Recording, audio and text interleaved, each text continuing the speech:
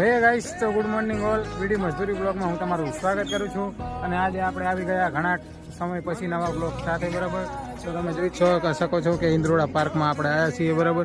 Ticket હજુ લીધી નથી, અંદર એન્ટર થશું, બરાબર. એન્ટ્રી ગેટ ઉપરથી ટિકિટ લઈ લઈશું આપણે. અને અત્યારે અમારી બબુ બધા આવ્યા છીએ, બરાબર. તો હવે અંદર જઈને જોઈએ, બરાબર. ઇન્દ્રોડા પાર્ક એન્જોય કરીએ. ભાઈ આંગળી પકડ મામાની. એ ભાઈ લો આગળ પકડે. તો અંદર જઈએ, બરાબર. ને ટિકિટ બિકિટ લઈને પછી એન્ટર થઈ જઈએ અંદર.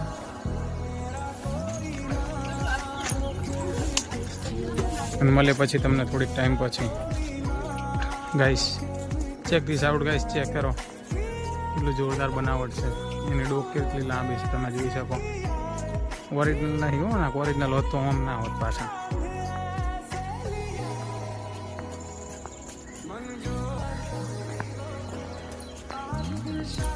હા ચેક કરો.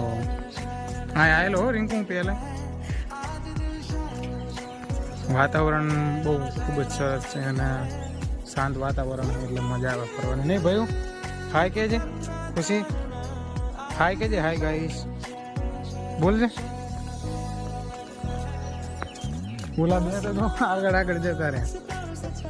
આગળ કોઈ એવા નવા સીન થાય તો તમને બતાવીએ અને મળીએ પછી થોડીક વારમાં.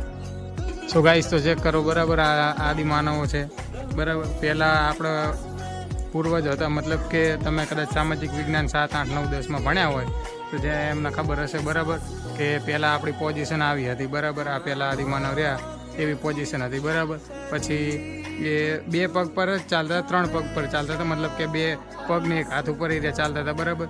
પછી હળવે કરતા એ આ પોઝિશનમાં આવ્યા, બરાબર. માણસની પોઝિશનમાં હેંડતા જ શીખ્યા, બરાબર. અને પછી આ રીતનો પોઝિશન આવીને એમની શકલો બદલાવવા માંડી, બરાબર. અને પછી થોડા માણસ જેવા લાગવા માંડ્યા.